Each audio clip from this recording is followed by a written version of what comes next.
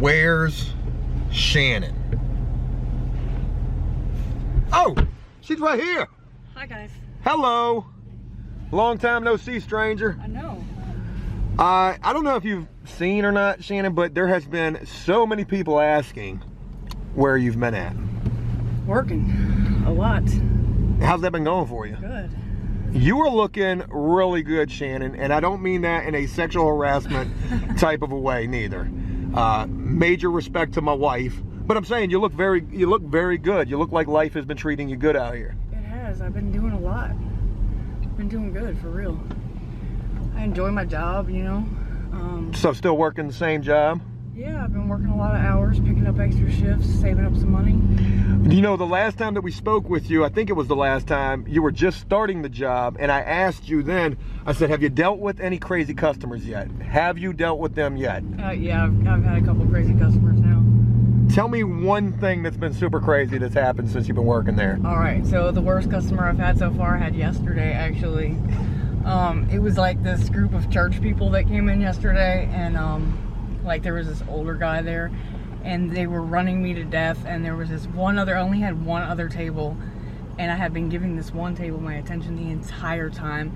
The second that I started to give this other table attention yesterday, the guy turned around and like smacked me on the arm while I was trying to talk to the other table, and I was like, are you kidding me?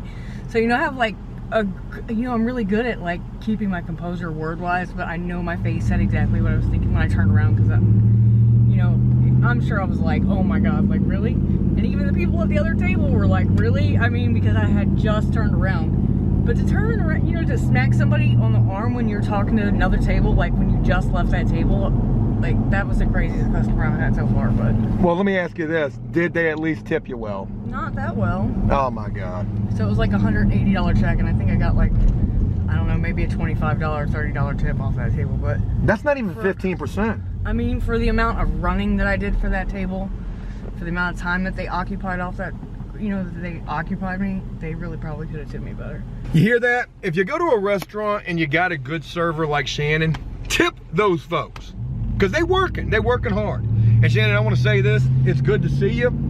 We haven't seen you in a long time, and we've got some questions for you. Oh yeah?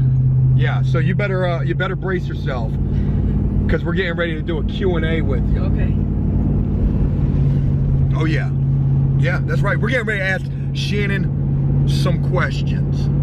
Shannon, hello. Hi, Joe. We've got that Geraldo feel going on right here. We've got the nice plant in the background, and it's been a long time since we've seen you. I don't want to make excuses for it. I've been busy. You've been busy. Those are the excuses right there. You've been working a lot, and that was something that you were talking about with us when we first picked you up.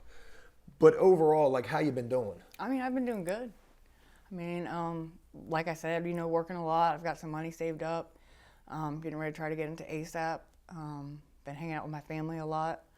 Other than that, that's pretty much it. I mean, working a lot. But. And you mentioned ASAP, and that's in an effort to help get your license back. Right.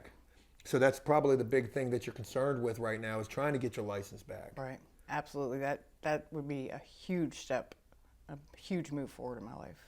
And with the fact that you're working so much, you're working at a restaurant, you've been there now for, how long have you been there? Oh gosh, I'm not even sure. A little over a month, I think. I don't know. I'm really bad with time. Like, I could be completely lying right now, but I know it's been a little bit over a month, I think. But it's been a good experience. Yeah, I love it there. I absolutely love it. How have you been getting to work? Most of the time I have a ride. I've walked a couple times, but most of the time I have a ride. My daughter takes me or picks me up, or my mom will take me on her days off or whatever. That's crazy, you know, to think that you're walking, because I know where you work at, and I don't want to put that out there, but it's a decent little hump from where you live at. I mean, it's about 1.5 miles, which isn't that bad if it's not raining or if it's not freezing. But, you know, sometimes when I work at night or whatever, my daughter doesn't want me walking back, so she'll come and get me. But, you know, other than that, I mean, it's really not that bad. It's not that far. So, I mean, 1.5 miles, you know, about a half-hour walk. Well, the first thing that I want to say is, you know, it's good to see you again. You look good. You look like, you know, life has been treating you well, and you've been taking care of yourself. And I got my phone open right now because, you know, we posed some questions, or we posed on social media if people had any questions that they wanted me to ask you. And that's something that we're going to be doing here today, is like a little Q&A with you, a little question and answer thing. But before we get into that, I want to ask you some questions that I got real quick. And I guess the biggest question I want to ask you is, how has sobriety been for you? Oh, I mean, it's been good. I mean, it's different living out here, being sober, because you don't have to wake up and chase things every day. I can wake up and drink my coffee and relax and watch TV and just enjoy myself, instead of having to wake up and worry about being sick and worrying about how I'm gonna worry about getting high for that day just to be able to function. So I mean, it's a whole different lifestyle, really, just waking up, and if I have to go to work, then I get up and put my makeup on or whatever, and if not, I can just chill in the house in my sweatpants and enjoy my granddaughter, and not have to worry about, it's different than prison too, so I don't have to worry about getting up for count time and all that. But I mean, it's a whole different lifestyle. I'm not worried about where I'm going to sleep, and I'm not worried about where I'm going to eat that day, and so it's been good. And I want to ask you this as well. I want to be, I hope I'm going to ask some tough questions to a certain degree, but has there been any situations where you felt the urge? Have you had any thoughts of? Honestly, really, I haven't. I mean, and it's funny, because I was worried about working in a restaurant and being put in a position where I would be around stuff. And funny enough, like at the place that I'm working, there really hasn't been any situations like that. So I don't know if people are doing it, and I just am not close enough to those people yet to be put in those situations. But I haven't even been put in a situation yet where I've had to walk away or anything like that. But I haven't had any urges on my own to use. But the most I've seen anybody do is smoke weed, and that's not something I do anyway. So what do you think is the biggest motivating factor in your life to remain sober? Oh, probably my family, and just not ever having to go back to the way I used to live. It was awful. I mean, when you look back, I mean, a lot of people who used to get high have all these moments where they glorify it and glamorize it, and there was nothing good about it. When you look back, you try to remember the good times or whatever, but there really wasn't any good times. You might have had a minute or two where you felt good, but it was really just basically to cover up all the pain and stuff, so you didn't have to feel or whatever. And, it's okay to feel now that I know how to deal with myself. Like back then, I just didn't know how to do that. So. Well, I'm glad to hear that you're doing good, and you definitely got your head on your shoulders right. This may be selfish of me to ask this, but I did this with Danny the last time me and him did a Q&A. There's a new individual who we're working with here on After Prison Show, a guy nicknamed Rabbit, and he's dealt with addiction problems his entire life. And this is the first time that I truly believe he wants to do the right thing and to remain sober out here. And even if you're not familiar with his story, what would you give somebody in terms of advice who has been in a similar situation as yours, dealt with the addiction for a long period of time in their life, and actually does want to remain sober? Oh, I mean, probably to try to be grateful for what you do have, not try to focus on the stuff that's been taken from you, but try to be positive about what you do have and what you can get back. Because if you sit there and you dwell on what you've lost or anything like that, then you're just it'll spiral you downhill. But when you try to remember what you have and what you're getting back, then I think it'll pull you forward, That's really good. And I appreciate you offering up your opinion and your insight on the situation, because not only could this benefit Rabbit, this could benefit so many others who watch this as well. Shannon, there's been a lot of people, you've probably seen this, I know you're a part of the After Prison Show fan page on Facebook, and thank you for commenting, because she's a part of this page. In videos and on that Facebook page, there's been a lot of people who have asked, where's Shannon? So I want to ask you that question right now. Shannon, where have you been? I've been at work. I've been working a lot. If I'm not at work, I'm at home in sweatpants. I'm telling you, sitting in front of my TV. I just found out that House is on Prime Video, so that's her show, House. That I haven't seen it in forever, and to be quite honest with you, those last couple of seasons, I don't know if I was too high to remember what was going on, but I just found out that this was on Prime Video, so that's what I've been doing this last couple of weeks, is either working or watching House or playing with my granddaughter. So quite honestly, that's what I've been doing, sitting in sweatpants, drinking my Coca-Cola, eating some takeout Chinese food, and hanging out with my granddaughter. So. The question has been answered, folks. She's here right now. That's where she's been. I want to switch gears now. And again, like I mentioned, there's some people who have some questions for you. Okay. And I want to give some of these people a shout out and also ask you what they've asked. I'm going to start with this person by the name of Jacob, who asked, how was the prison life? Well, how was prison life? Let's see. I mean, it was prison, first of all, so it wasn't exactly pleasant. I mean, it's not something I recommend. I probably wouldn't ever want to go back to prison. I mean, how would you answer that? How was prison life? I mean, it was awesome for me. It was awesome for you? Okay. I mean, if getting up early every morning and drinking coffee hot, if you're lucky enough to get to the hot pot fast enough, is something that you would like to do, and always being bossed around by people that think that they're better than you is someplace you'd like to go there. It's someplace I'd highly recommend. No, I'm just kidding. Prison sucks. Don't go there. And I want to add and elaborate what that person just asked right there. What do you think is the best thing about prison, and for your own personal self? I mean, I guess it gave me some time to get my head clear. I mean, there's some lessons that I learned in there that I didn't learn on the outside for real. I mean, but I think that making me get sober probably had a lot to do with that. I probably could have learned them on the outside had I ever taken the time to get sober and focus on my own life. But I met some really good people in prison. I'm not going to lie that, you know, people say you can't meet good people in prison, but you absolutely do. Prison was not something that I would ever wish on my worst enemy, quite honestly. So. And what do you think was the worst thing about prison? Oh, man. If you could name just one thing. I mean, how about the guards? Like, your life is kind of controlled by them and how bad of a day that they're having, because, I mean, you know, what if they're having a bad day that day? I mean, like, they're going to make you have a bad day that day, too, just because their day's awful. Absolutely. Yeah, and it's the same in men's prison as well in terms of all of that. Stephen asks, where do you see yourself in 5 years? Oh, well, hopefully I'm going to have a driver's license by then. I think 5 years is enough time to get it. Yeah, hopefully I'll have a driver's license by then. Hopefully I'll be back in school by then. And at least a little bit, maybe halfway towards my degree, because I really do want to get that applied behavioral science degree. But and what do you want to do with that? That'd be nice. I'd like to become sort of a drug counselor, but you know, there was a addiction specialist that was going to let me work for him once upon a time. So if he's still working, I'm sure I could probably still go work for him. But I mean, that's still kind of far down the road. But 5 years from now, hopefully I'll have my own place, my own driver's license, my own car. You know, just small things. I just want to be happy, that's all. I think that's the most important thing. Yeah, I just want to be happy. Oh, this is a good one. Miss Chakawan. I know I absolutely mispronounced that. What is the most useful thing you learned in prison? I mean, the most useful thing? I worked as maintenance in prison for a little while, so I guess I learned how to fix some things that have come in handy since I went home. Like, I fixed a toilet at my daughter's house and fixed a few things around the house, so I guess those are pretty useful. Absolutely. Yeah, I mean, that's probably something I would have never learned on the outside. Okay, I did say I was going to avoid the ridiculous questions. Forgive me for this one. If you don't want to answer this question, again, you don't have to answer this. But Vatos asked, did you ever drop the soap?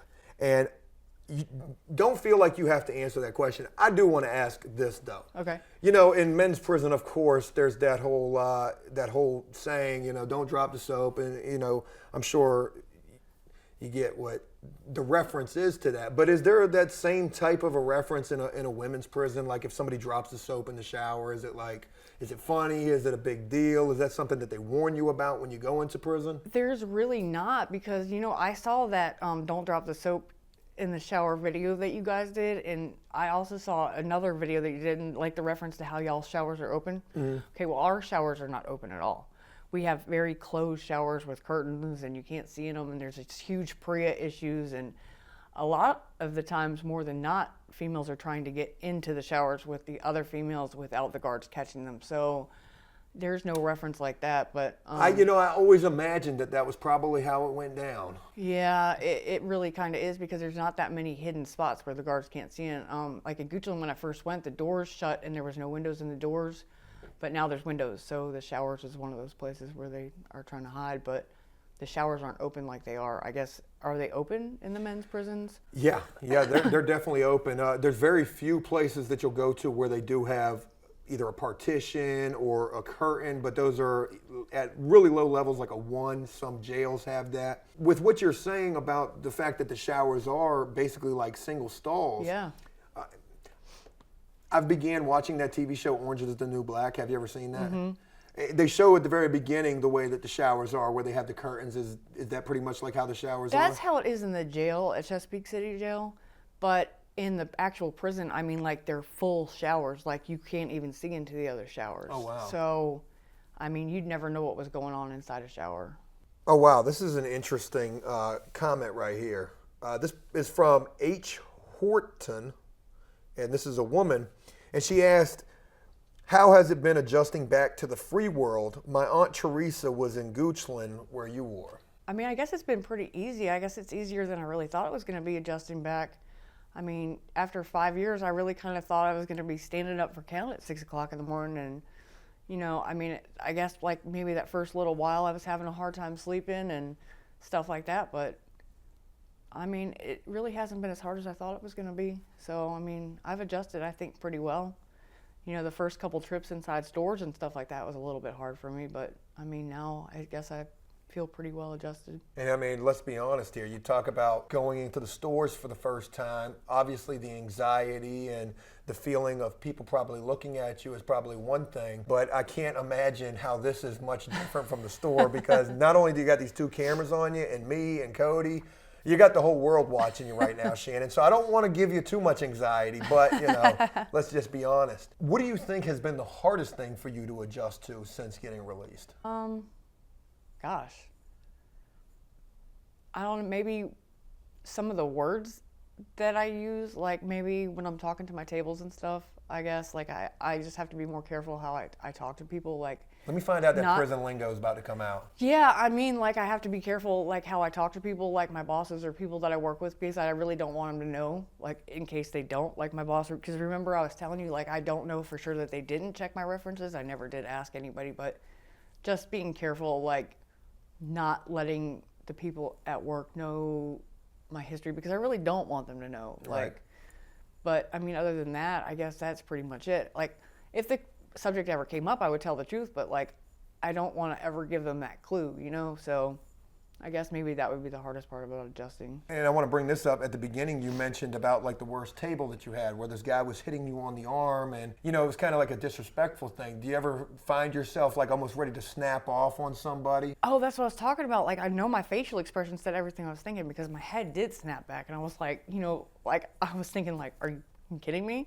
Like, for real? Like, and I just had to, you know, I'm real good at keeping my composure, but like, I know my face said what I was thinking. So like, I mean, I don't know. That was just crazy to me that somebody would actually do that while I was at another table when I had just left that table. But I mean, that was crazy to me. Well, congratulations, you know, and major respect to you for being able to maintain your composure, because, you know, it could very well likely have been a situation that caused you to snap, and then that being a domino effect that could have led to you losing your job and just any number of bad things that could have followed from that.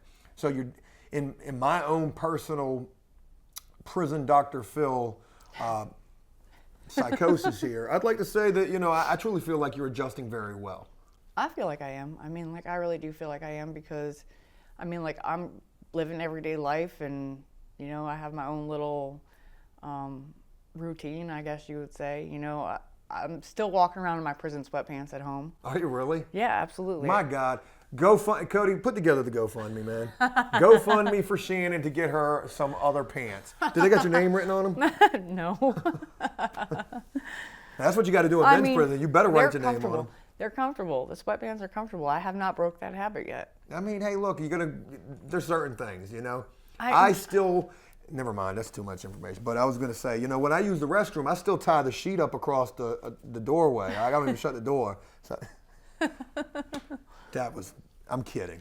You guys didn't have things on your bathroom doors in the prison either? Bathroom doors? What you talking about, a bathroom door? You didn't have partitions? Man, we had a partition right here. Shannon, you know how bad it is when you like got, you know, I know this is TMI, but when you got stage fright and you worried about people watching you, and the next man is sitting right now next to you, and he's trying to have a conversation with you, and you're trying to focus. There ain't no privacy. See, it was just like our showers. We had walls and shower curtains. Let me find out y'all had doors. No, we had shower curtains. Oh man, that ain't bad. I wish we had those. Some of these comments, you guys should be ashamed of yourself. I'm not gonna ask that. I'm going to have to go on this website and read some of these questions myself. They're not horrible, but you do have people who are just retarded. Okay, I'm going to ask this question. This is from Isha, who asked, "Hey Joe and Shannon, I was wondering how you made friends in prison." How do I even look at the whole thing? And how to know which prison, that's where it ends at, which prisoners, I'm going to just guess which prisoners are okay to deal with. Well, Shannon, how did you make friends in prison? Obviously, there's people you want to avoid and things like that. Like, how was the friend-making process? I mean, I'm pretty outgoing, so I'd pretty much talk to anybody, but, you hear things about people, and even though you'd hear things about people, I usually try to give anybody at least one chance, but that's pretty much all you get with me in prison. One chance, you do something. And how many times can somebody come and ask you for a cup of coffee before they're cut off? Depending on their situation. Somebody that asks everybody for a cup of coffee, no more than once. Yeah. Yeah, no more than once. Did y'all have that? Yeah. Oh, yeah, absolutely. And what would they come up and say? Hey, you got a cup of coffee? Oh my God, the coffee thing was ridiculous. It was like crack in there for real. Oh, it is. Yeah. It is. It's like crack. Like how. Hey, look, my car broke down just down the street. I'm saying all I got is this cup. You got some coffee? I've never seen anything like it my whole life. And it's funny, too, because then you have the ones that are kind of crazy, too.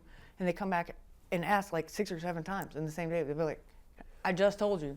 They got a crazy girl on that TV show, Orange is the New Black, and it ends up becoming she becomes obsessed with the main character. I don't remember, but, I don't know anything about a women's prison other than what I learned from you and what I've seen from that TV show. So, a lot of what you're telling me really makes me feel like that show is kind of spot on. I mean, a lot of it is. I mean, there's just a little, they may dramatize a little bit of it, but a lot of it is spot on. But based on what we've seen from Orange is the New Black, Shannon, I mean, this is my How to Survive Women's Prison guide right here. Based on what we've seen, if you spark a conversation with the wrong girl, does that automatically mean that you're in a relationship with them? Oh, no. It's not quite that bad. Okay. Well, now we know. So. I mean, but, they'll say, they watch that video. Do you have to watch the PREA videos when you go in? We do. And for those who don't know, PREA stands for the Prison Rape Elimination Act. And I wonder if it's the same video, because it has to be. Tell you don't take the chips. Chips? The chips, yeah, because they... Oh, we got a candy bar on a pillow. What you mean chips? Okay, well, yeah, there's a part in there where the girl gives another girl a bag of chips, and then all of a sudden they're in a relationship, and so we have this running joke, don't take the chips. So, yeah, it's a running joke, don't take the chips. That's crazy, right? Because there's a video, and I found the video, and I've featured it a little bit here and there. I'm going to put it on the APS website, apsofficial.com. If you've never seen the PREA video, check out the website. That's where you're going to find the male version, because the male version is totally different. It's guys. And in the women's version, I'm sure it's, women. But in the male version, this guy finds this candy bar on his pillow, and he walks out into the day room, and he's like, hey, I don't know who left this candy bar on my pillow, but I don't even like chocolate. Thanks.